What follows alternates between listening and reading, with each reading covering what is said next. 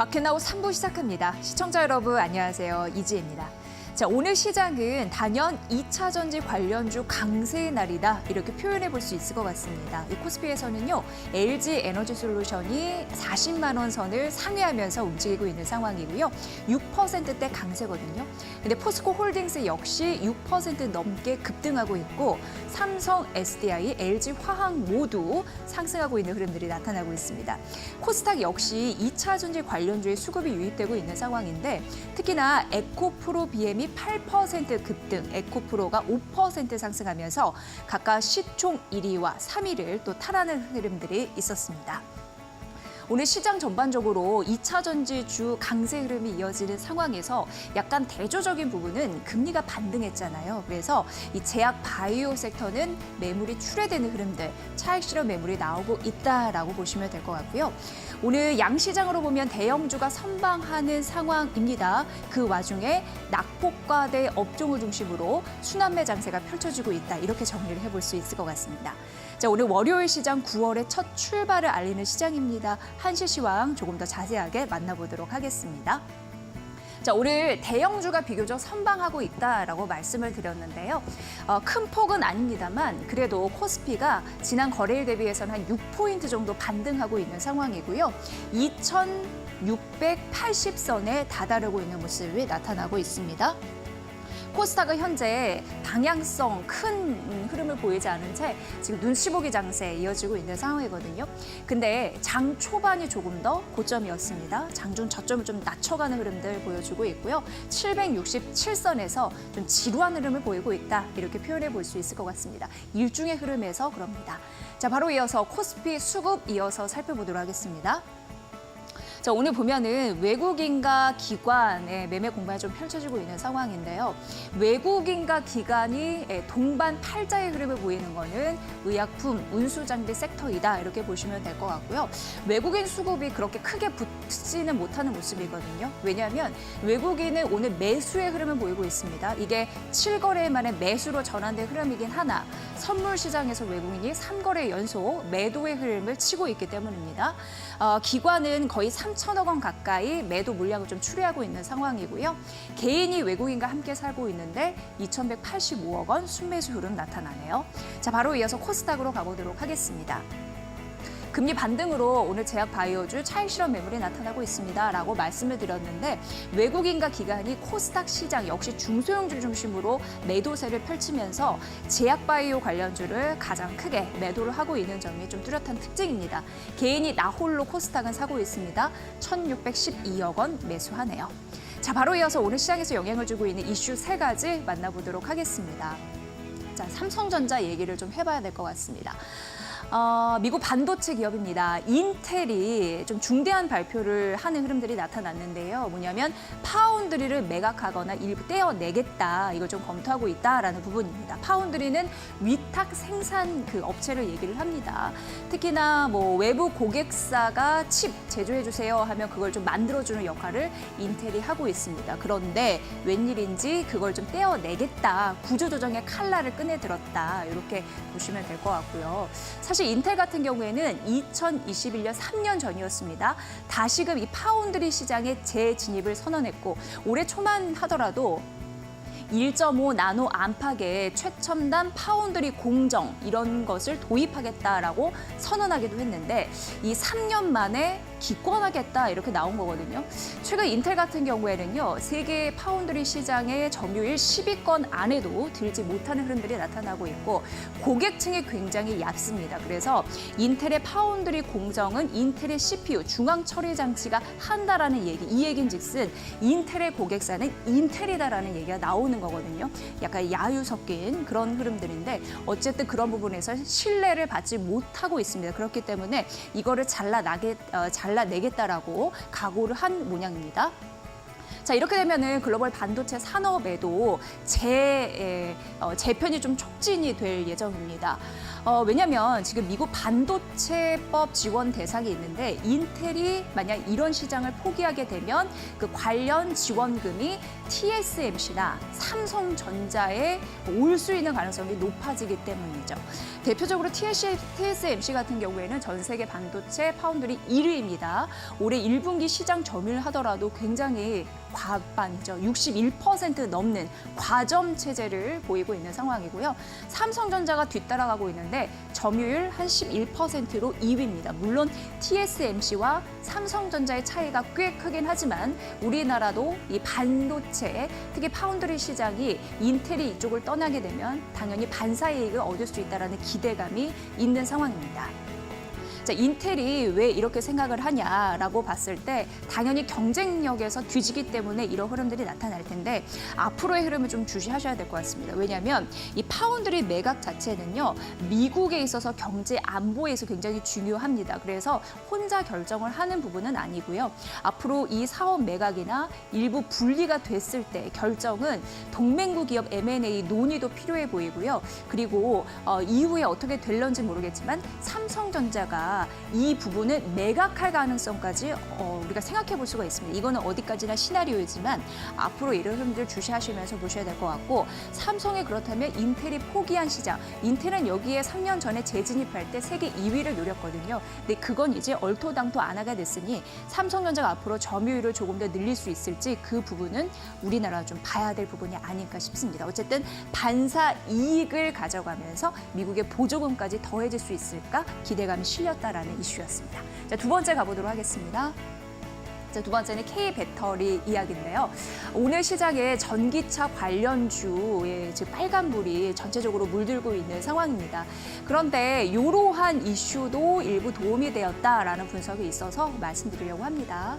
일단 미국 의회가 국방부의 CATL은 중국뿐만 아니라 이 배터리 전 세계 시장의 1위 점유율을 차지하고 있는데 블랙리스트에 게재할 것을 요구했다라는 그런 외신 보도가 있었습니다.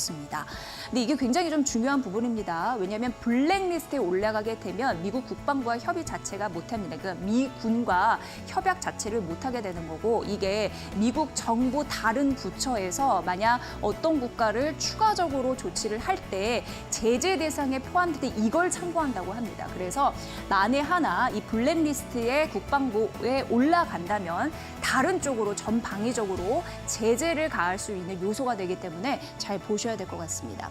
미국이 왜 이런 흐름들을 계속 지속적으로 중국 때리게 나서냐라고 봤을 때 미국 군사 인프라를 보호하기 위해서 이런 얘기가 나타나는 거고요. 그리고 미국 기업이 중국과 파트너십을 체결하려고 하는 기업에 압박을 하는 요소가 될 수 있습니다. 우리는 중국과 거리 두기를 할 테니 미국 기업들도 알아서 기어라. 이렇게 흐름으로 좀 포착이 될 수 있겠죠. 이런 흐름이 있고 지금 미국 쪽에서는요. 이미 CATL을 포함해 중국 4개 배터리 기업의 군용 배터리 구매 금지를 이미 결정하기도 했습니다. 그래서 지속적으로 이런 흐름들이 현재 포착이 되고 있다라고 보시면 될 것 같습니다. 또 하나의 압박 카드로 활용할 것이다라는 분석이 있는데 왜냐하면 지금 바이든 행정부와 시진핑 중국 국가 주석 간의 미중 추가 정상회담을 앞두고 있기 때문에 이런 흐름들을 지속적으로 보여주면서 압박 카드로 미국이 중국을 제재하는 흐름을 보여주고 있다. 이렇게도 풀이가 되고 있는 상황입니다. 그래서 한국 3사는 오히려 또 한 번 반사 이익을 거둘 가능성이 있다라는 부분인데요.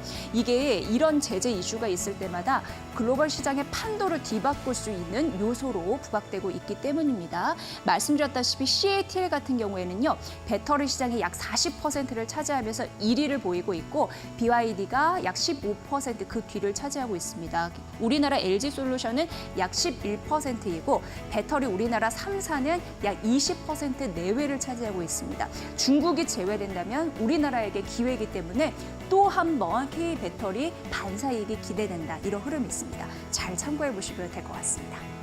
자, 마지막 이슈 가보도록 하겠습니다. 자, 오늘 9월 시장이 처음 시작되는 날입니다. 8월 어떤 결과를 냈지라고 보니까 외국인이 가장 선방한 것으로 나타났습니다. 상위 5개 외국인이 산 종목의 평균 수익률을 보니까 3.7%가 났습니다. 그런데 이들이요. 삼성 바이오로직스 가장 많이 샀습니다. CMO 쪽에서 실적을 잘 내다 보니까 그 부분에서 이제 긍정적인 흐름들이 나타났고 그 다음이 2차 전지 관련주를 많이 샀더라고요. LG 엔솔이 3위였고 포스코 홀딩스가 5위였습니다. 그리고 제 기억에 4위가 크래프톤이었고 그것도 플러스였는데 2위는 현대차였거든요. 근데 현대차만 손실을 냈고 1위, 3위, 4위, 5위 모두 플러스 수익권을 내서 평균 수익률이 3.7%를 기록한 겁니다. 결과적으로 바이오와 2차 전지를 외국인들이 담았기 때문에 선방했다라는 결과가 나온 거고요. 기관 같은 경우에도 플러스 수익권을 냈는데 2차 전지 관련주를 중심으로 매수 포트폴리오를 담다 보니까 긍정적인 흐름들이 나타났고 기관 쪽에서는 제일 많이 산 종목이 LG 에너지 솔루션이었습니다. 하지만 개인 같은 경우에는요. 마이너스 수익률을 냈습니다. 손실을 봤다는 얘기입니다. 왜냐하면 개인은 이번에는 2차 전지주 안 사고 반도체를 샀기 때문입니다. 이렇게 분석이 되고 있는 상황이고요. 상위 5개 종목 평균 수익률이 마이너스 1%를 기록했고 첫 번째 많이 산 종목은 삼성전자, 두 번째는 SK 하이닉스 샀습니다. 그렇다 보니까 2차 전지 괜히 팔았네라는 곡소리가 나고 있다라는 부분입니다. 어쨌든 외국인이 바이오 2차 전지 관련주를 담아서 선방할 수 있었다라는 결론이 났으니까 잘 참고해 보시면 좋을 것 같습니다. 이렇게 8월 수익률까지 점검을 해드렸습니다. 자, 사실 9월 시장이 시작이 됐는데 이렇다 할 만한 깜짝 호재는 좀 부재할 것이라서 조금 더 보수적인 접근으로 봐야 됩니다라는 증권사의 분석도 들어 있었습니다. 과대 낙폭 종목을 중심으로 업종 순환매 장세가 펼쳐지고 있는데 그렇다면 과연 이 시장에서 종목 고르기가 조금 더 어려워진 셈입니다. 어떻게 하면은 다 선방을 할 수 있을지 그런 부분 마켓나우 3에서 잘 챙겨드리도록 하겠습니다. 이번 한 주도 힘을 내셨으면 좋겠습니다. 바로 이어가 볼게요.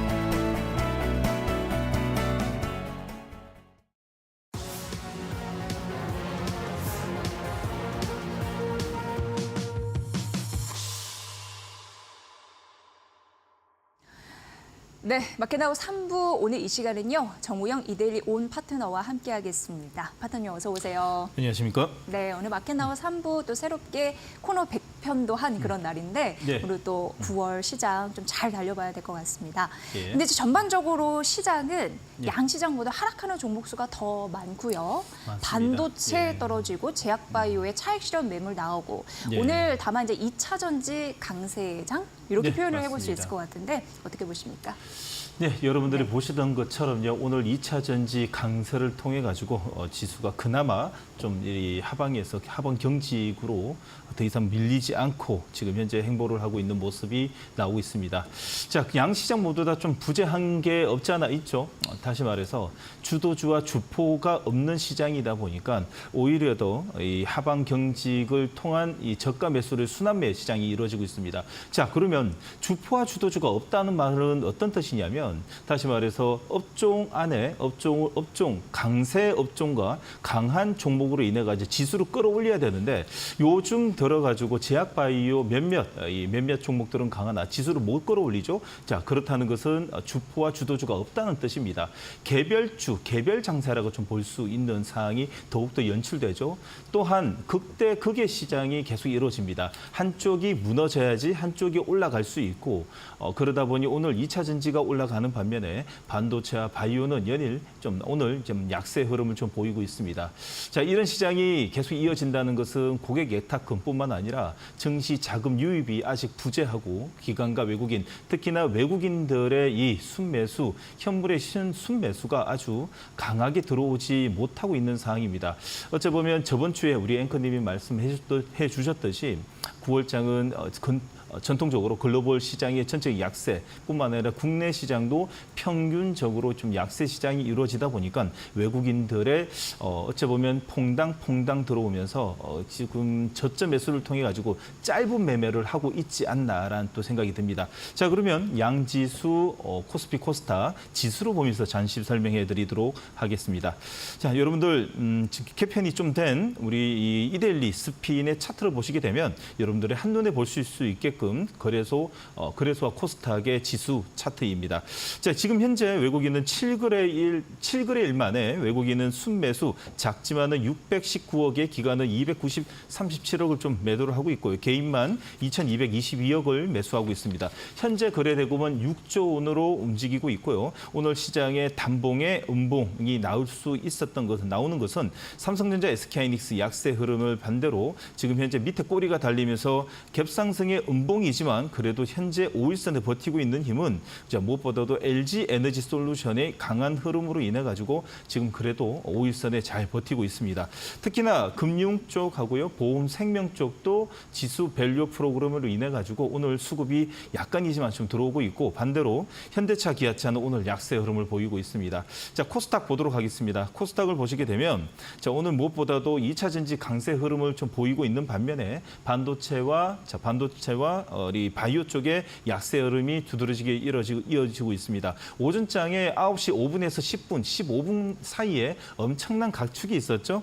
에코프로 비행과 알테오젠이 1등, 2등을 나누어 가면서 엎치락 했었는데 결국은 에코프로 비엠의 승리로 지금 현재는 시가총액 지금 현재 17조 7천억으로 지금 시가총액 1위를 다시 탈환을 했습니다.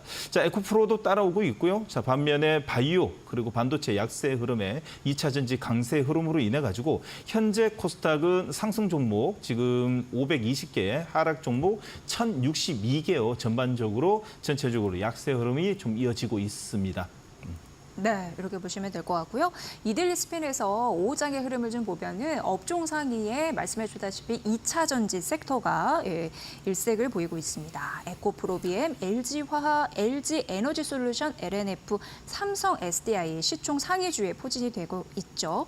그리고 2등 철강금속 섹터가 오르고 있고 3등이 금융이에요. 이건 이제 이번 달에 밸류업 지수가 출시가 됩니다. 그러면서 수급 유입이 기대가 되는 그런 상황입니다. 네, 업종 상의 흐름은 이렇고 예. 실적 테마 1등이 전기차고 2등이 화장품인데 예. 2등 같은 경우에도 실적 시즌 이후 이벤트가 부진했잖아요. 근데 네, 다시금 이제 맞습니다. 반등하는 흐름들이 화장품 섹터에서 보여지고 있고 예. 3등이 애플 공급인데요. 아이폰 16 시리즈 공개가 임박해 있는 상황이라서 예. 관련주가 튀는 상황이 아닌가 이런 생각을 하게 됩니다. 장기 테마 오늘 2차 전지 대형주 상승하지만 또 소재 관련주를 중심으로 낙수 효과가 있다라는 점도 말씀드려 보도록 하겠습니다. 자, 이 정도로 보면 될 것 같고요. 데일리아스피 오늘 4개의 테마를 좀 꼽아보도록 하겠습니다. 네. 자, 첫 번째는 전기차. 너무 많이 빠졌다라는 인식. 그쵸. 이제 저가 매수가 좀 팍팍 들어오고 있습니다. 너무 기분 좋습니다. 어떻게 보십니까? 네. 맞습니다. 전기차가 너무 많이 빠졌었죠. 예, 그만큼 저가 매력뿐만 아니라 이번 달뿐만 아니라 여러 가지 모멘텀이 이제 상존돼 있는데 여러분들 한번 한 1년 동안 경험해 보세요. 매달 캐즘 영향, 이 공급 물량 그리고 원자재 값 하락 여러 가지 이야기 나오다가 오늘 상승하니까 분위기가 완전 전환되죠.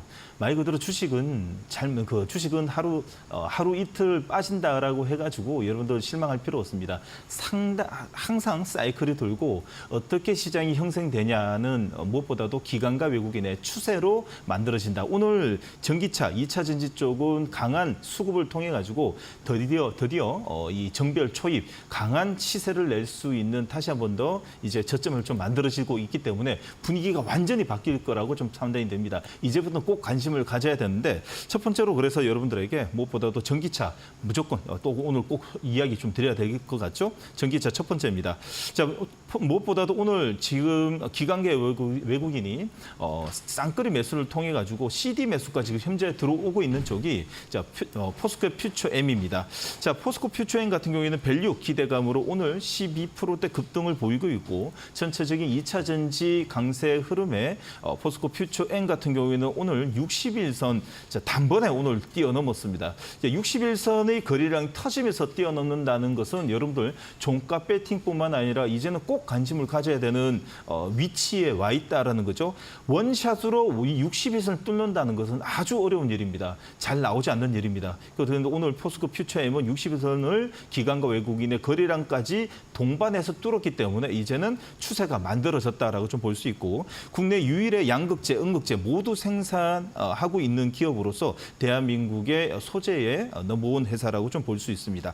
자, 그리고 두 번째 종목입니다. 자, 안 볼 수가 없는 종목이죠. 특히나 오늘 오전장 9시 한 15분에서 20분 사이에 이 무엇보다도 에코프로 비행과 알테오젠의 1위를 다투고 진행되는 그 사항을 오늘 라이브를 통해서 이야기 좀 드렸는데 아주 긴박했습니다. 자, 오늘 무엇보다도 2차 전지 쪽에 전반적인 바스켓 매수 물량이 오늘 강하게 좀 들어오는 바람에 에코프로 BM이 다시 한 번 더 1위 자리를 굳건히 지키고 있습니다. 자, 알테오젠을 지키고 코스닥 1위 자리를 탈환한 에코프로 BM은 최대 저점에서 여러분들 차트 가까이 와 좀 당겨서 보시게 되면 거래량이 실렸습니다. 이 거래량이 실린 것이 한 석 달 만에 오늘 이 130만 주가 실리는 자리에서 기관과 외국인이 오늘 동반 쌍끌이 매수, 투신, 금융, 보험, 은행, 기타, 연기금까지 오늘 쌍끌이 매수가 들어오는 걸 보게 되면 오늘의 최대 저점이 어떻게 보면 만들어지고 있지 않나, 변곡점이 만들 수 있는 첫 번째 단추를 깼다라는 말씀과 함께 이제는 꼭 관심을 가져봐야 되는 종목, 자, 포스코 퓨처 M과 에코프로 BM을 말씀드리고 싶습니다. 네. 추세가 만들어졌다라고 하는 포스코 퓨처 M, 그리고 오늘 다시금 코스닥 시총 1위에 등극한 에코프로 BM까지 봐주셨습니다. 이제 두 번째 테마 가야 되는데 화장품 섹터입니다. 예. 오늘 이데일리 스핀에서 실적 테마에 잡히고 실적 테마 2등입니다. 오늘 코리아나가 12% 급등, 한국 화장품 제조가 8% 급등, 실리콘투 VT 그리고 코스메카 코리아, 잉글우드 랩 순으로 상승하고 있습니다. 예. 근데 사실 화장품 전체적으로 보면요, 파트너님, 예. 미국 향 수출은 긍정적이었는데 예. 중국 쪽은 뭐 피크아웃 아니야? 라는 네. 우려가 있었습니다. 그리고 네, 이벤트 맞습니다. 부재이기 때문에 매물이 나왔죠. 근데 네. 최근 미국은 역시 잘해. 여기에 조금 더 반응하고 있지 않나라는 생각이 맞습니다. 듭니다. 네. 지금 화장품 관련주를 보게 되면 희비가 좀 엇갈리는 것 중에서 키워드는 두 개입니다. 네. 탈중국화에 성공해서 미국의 성공, 그리고 유럽 진출에 있어가지고 모멘텀이 있냐 없냐에 따라가지고 좀 희비가 엇갈리고 그걸 통한 밸류, 다시 말해 실적이 영업이익이 뒤따라오고 있는데 특히 탈중국화에 성공을 해야지 요즘에는 추가적인 상승뿐만 아니라 기관과 외국인의 러브콜을 좀 받을 수 있다라고 좀 말씀드리고 싶습니다. 첫 번째 여러분들을 이 화장품이라 그러면 딱 뭐니 해도 무조건 머릿속에 생각하셔야 됩니다. 첫 번째는 실리콘투입니다.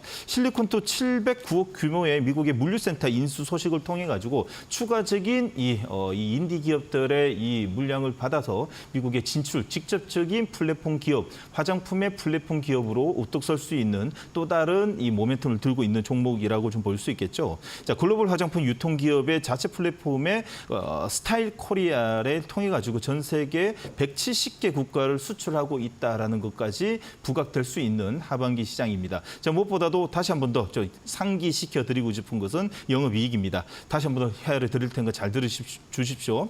2022년도에 영업이익 142억입니다. 2023년도에 478억입니다. 근데 올해 컨센서스가 1,577억, 전년 동기 대비 200%, 전년 동기 대비 400%, 전년 동기 대비 235% 성장에 고속 성장을 하고 있고 특히 3분기까지 436억으로 전 분기 대비 12%에서 15% 성장입니다. 현재 캔들의 위치를 보게 되면 이동평균선 수렴하고 있습니다. 수렴할 때는 점핑에서 양봉으로 끝나고 다음에는 60일선에서 다시 한 번 더 걸쳐가지고 양봉 끝납니다. 수렴하는 점뛰기, 갭상승 양봉이 나오게 되면 이게 수렴이고 마지막 캔들은 눌림목 아니면 단봉의 행보에서 확장형 캔들, 장대 양봉이 나오게 되면 60일선을 돌파하게 되면 3분기 어닝 시즌의 기대감으로 인한 기관과 외국인의 수급으로 정별 촉이 만들어집니다. 반대로 저항도 받을 수 있습니다. 60일선 만약에 저항받아가지고 다시 한 번 더 5일선까지 내려온다면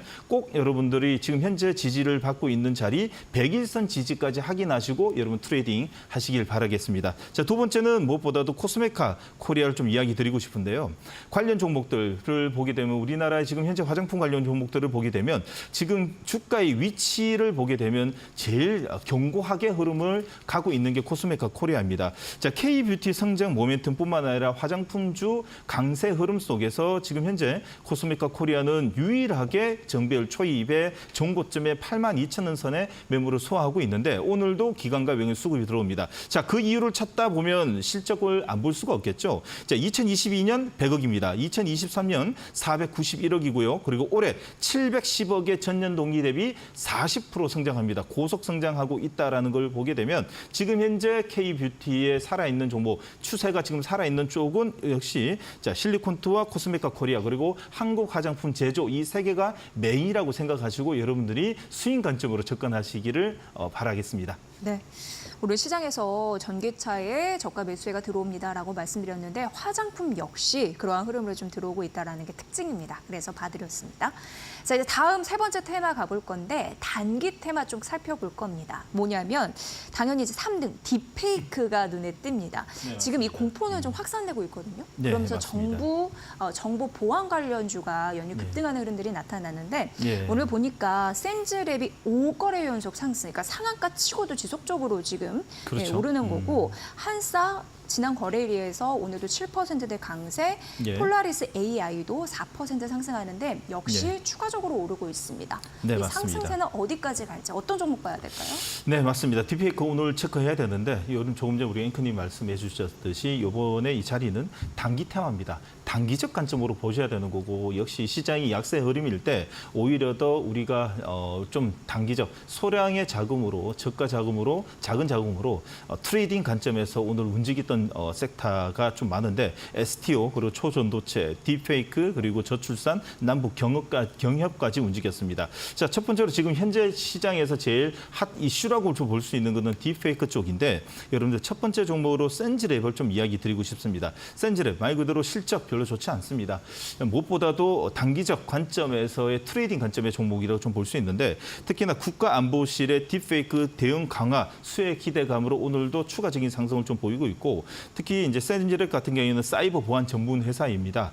생성형 AI 거대 모델인 LLM에 활용한 사이버 보안 기술 연구 개발하고 있고 국책 사업까지 지금 현재 진행 중이다 보니까 무엇보다도 추가적인 상승 그리고 이슈가 나올 때마다 상승 그리고 시장의 약세 흐름일 때 오늘은 딥페이크 쪽에 물량이 조금 더 가미돼서 좀 움직인 게 없지 않아 있습니다. 그래서 첫 번째 트레이딩 종목은 센즈랩이고요. 두 번째 뭐니 해도 폴라리 가족들이라고 좀 볼 수 있는데 저점에서의 이 흐름을 보게 되면 무엇보다도 이 추세를 좀 만들어가는 모습이 아닌가라는 생각에서 두 번째로 들고 왔습니다. 자, 딥페이크 규제 강화를 통해 가지고 보안주 강세 흐름을 보이고 있는 폴라리스 AI 같은 경우에는 양봉이 나오게 되면 장대 양봉, 음봉은 단봉의 이동평균선 위치까지 오게 되면 지지 캔들이 나는 거 보면 조금씩 추세를 좀 만들어가는 모습입니다. 연초만 해도 아주 강한 흐름을 좀 보일 수 있었던 폴라리스 오피스 그룹 내에 AI, 직접적인 AI 담당했었던 기업이다 보니까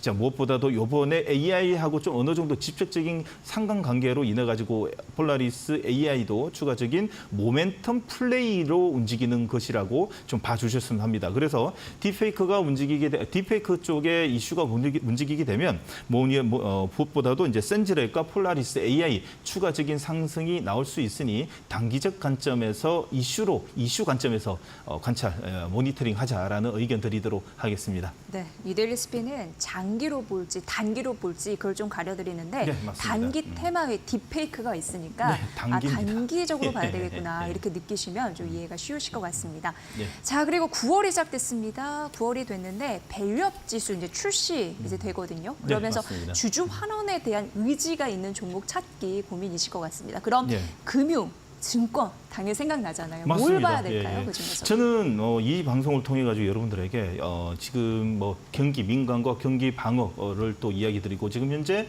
경기 방어주 또 이야기 좀 드릴 하반기에 좀 있다라고 생각하게 되면 금융하고 보험, 생명 그리고 은행 뭐 이쪽 지주사 좀 보다도 여러분들에게 정권사 좀 이야기 드리고 싶습니다.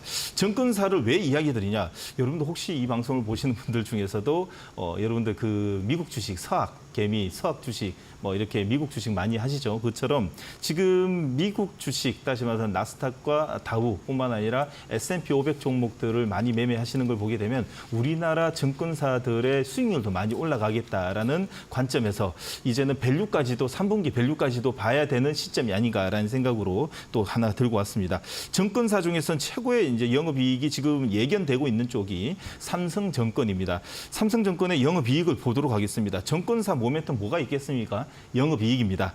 자, 여러분들 2022년도에 5,700억입니다. 2023년도에 7,400억에 2024년 올해 컨센서스가 1조입니다. 자, 전년 동기 대비 43% 늘어나고 있고 특히나 1분기, 2분기 3,300억에 3,300억. 지금 이 분위기로 흘러간다면 1조가 아니라 지금 분위기로는 한 1조 1,000억에서 2,000억까지 나온다면 전 분기 대비 보통 한 55%까지 성장이라면 어마어마한 성장이 보일 수 있는 가능성이 있는 종목. 첫 번째로 여러분들 꼭 관심을 가져야 되는 현재 시장이 변동성이 크다면 오히려 더 밸류 관점에서 영업이익 관점에서 여러분들 접근하자라는 이야기로 첫 번째로 꼭 관심을 가져야 되는 종목 삼성증권입니다. 자, 두 번째로 여러분들한테 이야기 드리고 싶은 종목은 미래에셋증권입니다. 자, 미래에셋증권 같은 경우에도 영업이익 보도록 하겠습니다. 추세를 보시게 되면 자, 역시 기관과 외국인의 쌍끌이 매수가 들어오면서 5일선을 쭉 타고 가는 모습을 보이고 있죠. 자, 이런 종목들이 어떤 종목이다?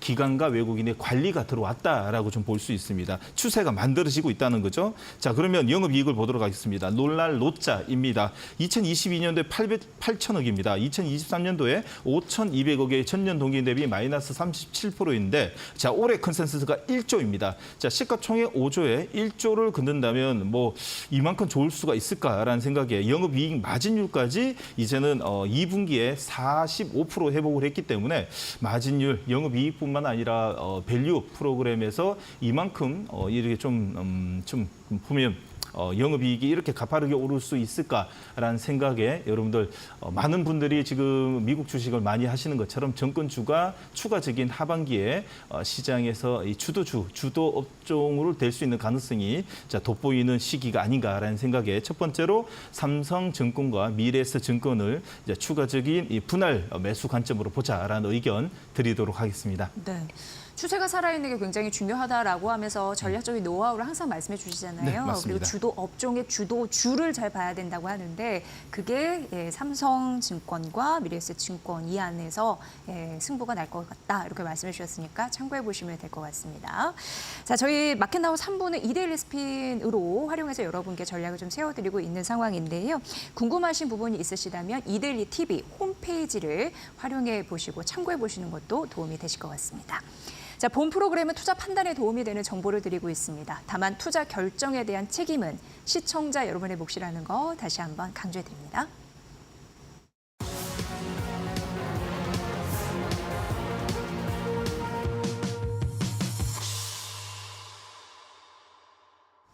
네, 답답한 코트에 한 줄기 빛이 되어줄 1313 챌린지. 안녕하세요, 김자린입니다. 오늘부터 본격적으로 이 챌린지가 시작이 되는데요. 이 챌린지 룰부터 제가 설명을 드리겠습니다. 네, 말 그대로 1313이라고 해서 오후 1시에 13% 주간 수익률 챙겨가는 챌린지라고 봐주시면 되겠습니다.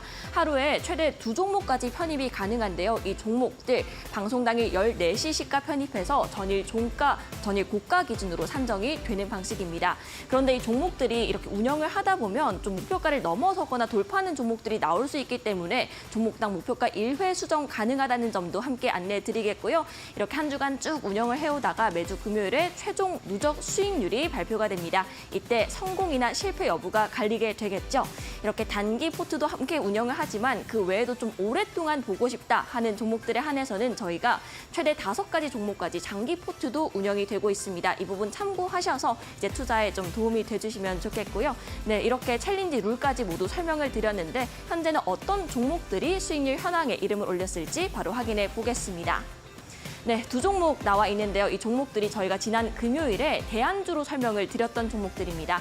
ABL 바이오, 유한양행 각각 1.17%, 0.43% 수익률을 챙겨가고 있습니다. 다만 오늘 장에서는 제약바이오 종목들 차익 실현 매물 나오면서 약간은 아쉬운 흐름이 나오고 있는데요. 일단 이 ABL 바이오에 관해서는 ABL 501 이중항체 면역 항암제가 좀 개발 중단 소식을 알렸습니다. 이게 악재로 작용을 하면서 실망 매물이 나왔는데 전에 설정을 해주셨던 목표가 4만 원, 손절라인 32,000원, 이제 32,000원 선에 닦아오고 있습니다. 이 부분에 대해서 점검이 좀 필요해 보이고요.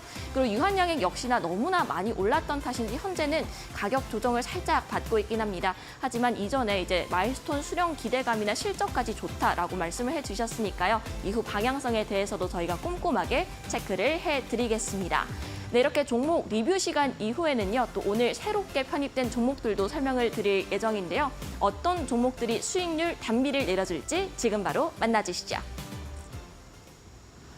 네, 마켓나우 3부에서 야심차게 기획한 1313 챌린지 오후 1시 13이고요. 한 주간 13% 수익률을 내는 종목, 여러분의 포트에 훈풍을 일으켜드릴 그런 종목 말씀드리도록 하겠습니다. 파트너님, 오늘도 1313 챌린지 두 개의 종목을 말씀해 주신다고요? 네, 맞습니다. 네. 첫 번째 종목을 여러분들에게 좀 어떤 관점에서 알려드리냐. 지금 여러분들 금리 인하의 수의 종목들이 지금 시장 좀 움직이고 있는데, 자, 무엇보다도 여러분들이 이제는 접근해야 되는 쪽은 항공 쪽이라고 좀 이야기 드리고 싶습니다. 자, 그래서 첫 번째 종목입니다. 대한항공을 들고 왔습니다. 대한항공입니다. 첫 번째 종목 대한항공인데 차트를 보면서 자, 차트 기술적 자리와 이 오늘 선정한 이유에 대해서 좀 간단하게 좀 설명해 드리도록 하겠습니다. 자, 오늘 무엇보다도 기술적으로 보시게 되면요. 무엇보다도 지금 현재 11선, 5일선에서 머리를 좀 맞대어 가지고 좀 지지 캔들이 좀 나오고 있는데, 자, 얼마 전이었습니다. 거래량이 실리면서 자, 8월 26일 날 5일선 타고 가다가 약간의 행보를 하면서 기술적으로 보게 되면 자, 가격 조정이 아니라 기간 조정을 좀 하고 있다라고 좀 볼 수 있고, 그 기관과 외국인의 쌍끌이 매수가 들어옵니다. 자, 그러면 이렇게 기관과 외국인이 연일 자, 기간 조정을 통해 가지고 쌍끌이 매수가 들어오는 이유를 보게 되면 무엇보다도 이 미국의 기준 금리 인하의 시그널로 인해 가지고 자, 원달러 환율이 하락을 하면 최대 수혜를 받는 곳은 어찌 보면 제약 바이오도 있지만 실질적으로 당장 이 영업이익이 바로 따라오는 쪽 항공 쪽입니다. 그 이유는 뭔가면 항공사의 경우 유류비 그리고 리스비를 달러 결제를 하기 때문에 대부분이 이 저환율 시기에 최고의 수익성, 다시 말해 영업이익을 거둔 적이 과거에도 많은데, 특히나 이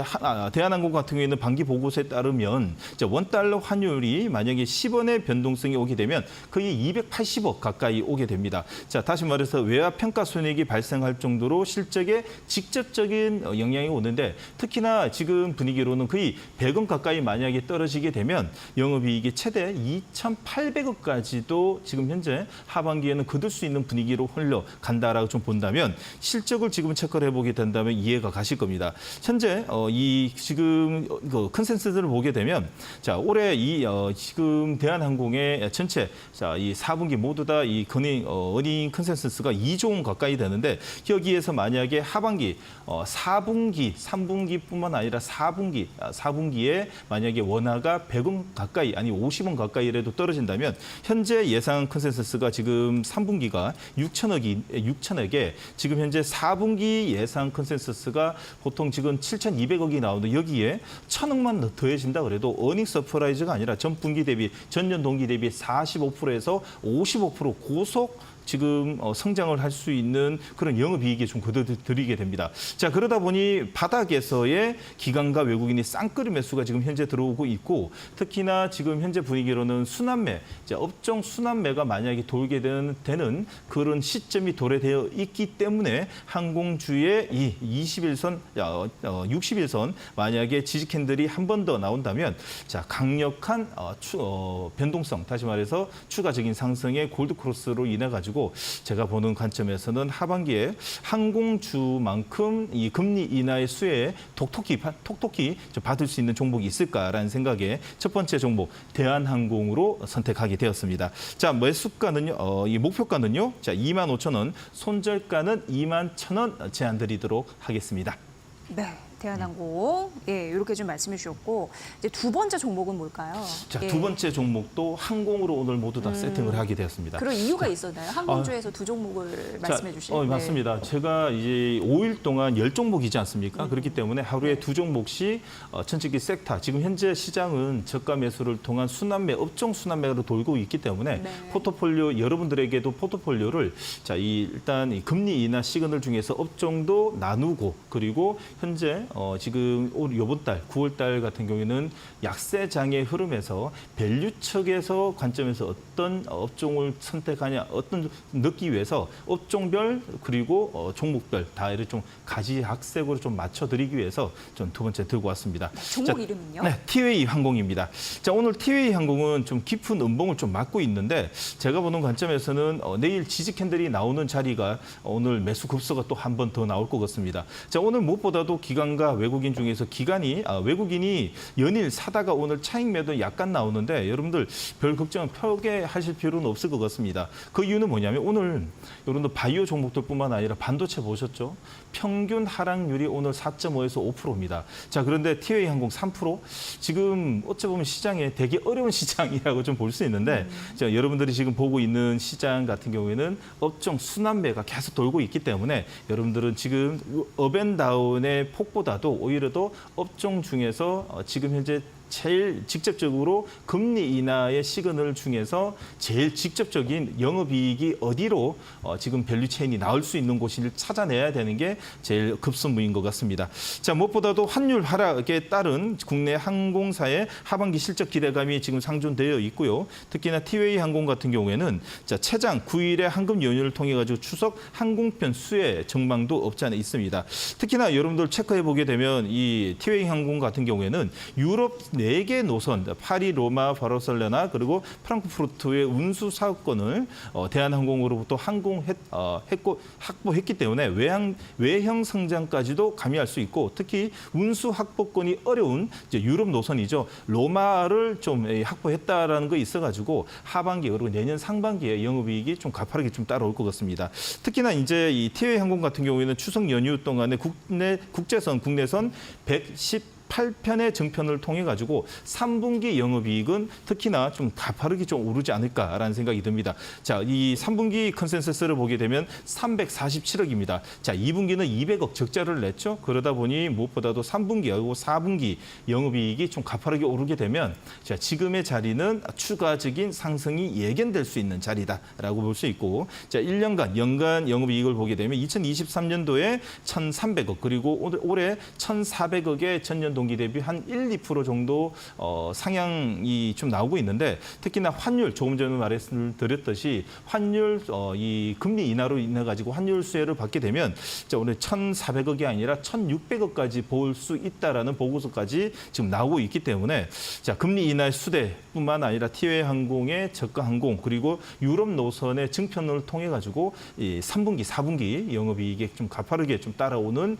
이 종목이라고 좀 LCC 중에서는 최고의 종목이라고 좀 볼 수 있습니다. 자, 목표가 바로 알려드리도록 하겠습니다. 목표가는 3,500원, 손절가는 2,600원 매수 의견 드리도록 하겠습니다. 네, 오늘 항공주 중에서 대형주, 대한항공, 그리고 LCC 관련주, TA 항공에 대해서 말씀을 해주셨습니다.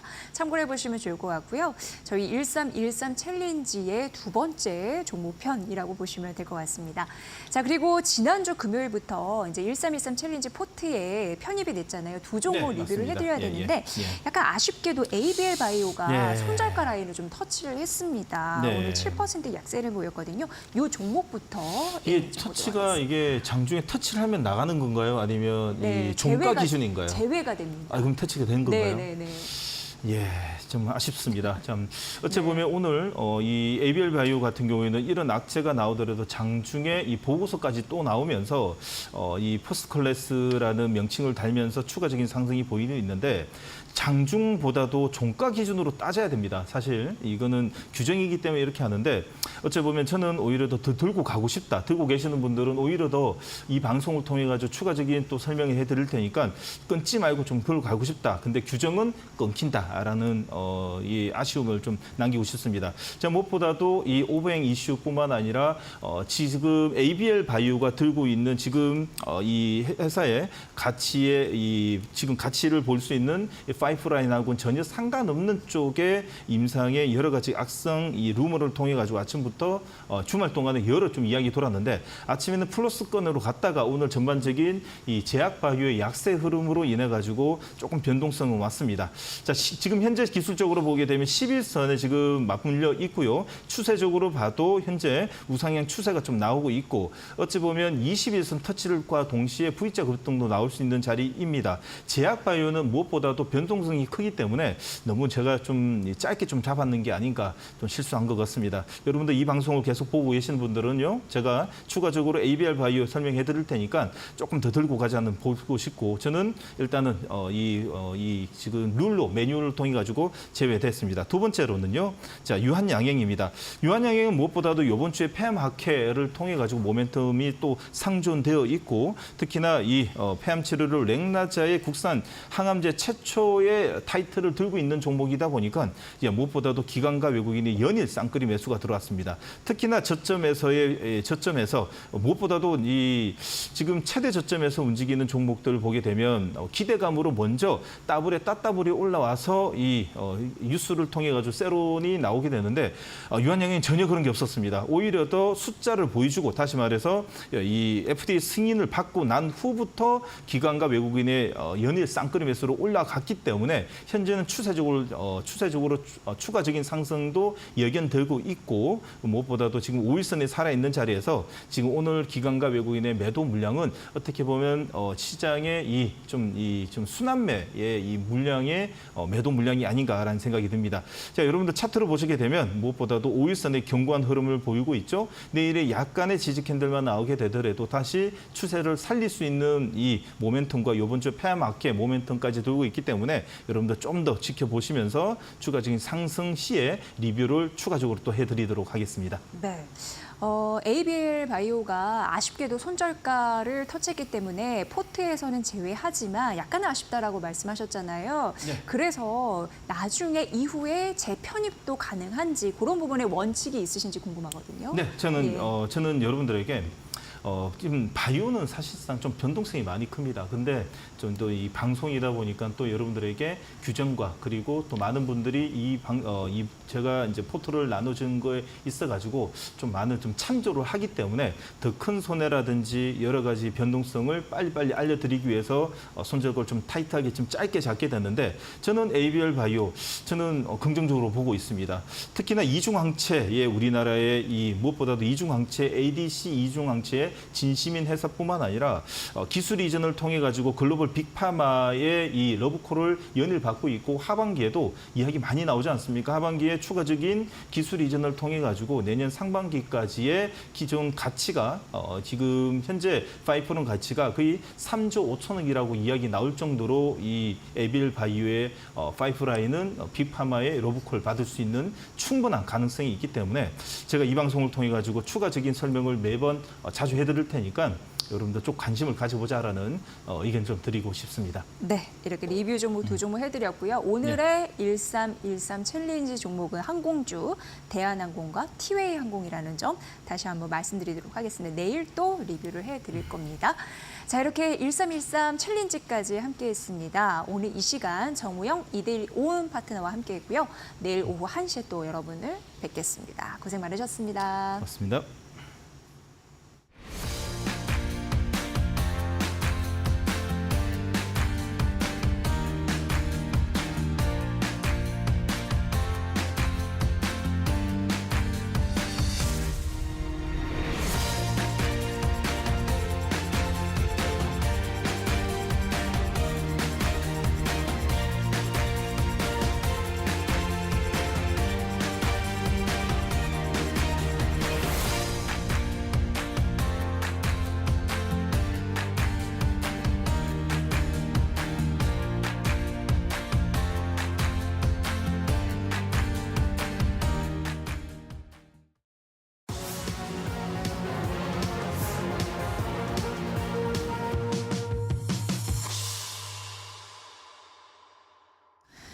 연초만 해도 주가가 20만 원대였으나 지난 6월 71만 원으로 주가가 3배나 뛴 회사가 있습니다. 바로 불닭볶음면을 앞세워서 해외 수출 시장을 개척해 나간 삼양식품입니다. 주가 불기둥을 만들어냈던 삼양식품이 한 달 새 20% 넘게 빠져서 50만 원 선까지 깨졌는데요. 8월 수출이 부진했던 데다 환율 이슈까지 겹쳐 실적 악화 우려가 커진 탓입니다. 그러나 삼양식품 불닭 신화는 아직 끝나지 않았습니다. 최근 삼양식품의 전체 수출 중에 미국 매출 비중이 중국을 추월했습니다. 미국의 대형마트 입점에 성공한 덕에 북미 수출이 증가할 것으로 보이고요. 멕시코, 캐나다 수출도 확대될 것이란 전망입니다. 중국 역시 10월 국경절, 11월 광군제 등을 앞두고 있는데요. 그래서 대중국 수출이 반등할 가능성도 높다고 봅니다. 이르면 3분기 중에 네덜란드의 또 유럽 판매 법인 설립 절차가 마무리될 예정이에요. 유럽 시장의 판매망 구축, 이게 수출 증가를 이끌 요인으로도 작용할 겁니다. 불닭볶음면은 전 세계적인 인기에 힘입어 공급이 수요를 따라가지 못했는데요. 하지만 내년에 경남 밀양 2공장이 완공이 되면은 공급 문제, 부족한 문제도 해소될 것으로 보입니다. 한국 라면 수출은 매년 급증세를 보이고 있고 그 선두에 삼양식품이 있습니다. 전 세계를 울리는 K라면의 매운맛 기대해봐도 좋을 것 같습니다. 이지혜 뷰였습니다. 자, 마켓나우 3부 오늘은 여기까지고요. 저희는 최선을 다해서 내일 오후 1시에 여러분들 뵙겠습니다. 시청해주신 여러분 고맙습니다.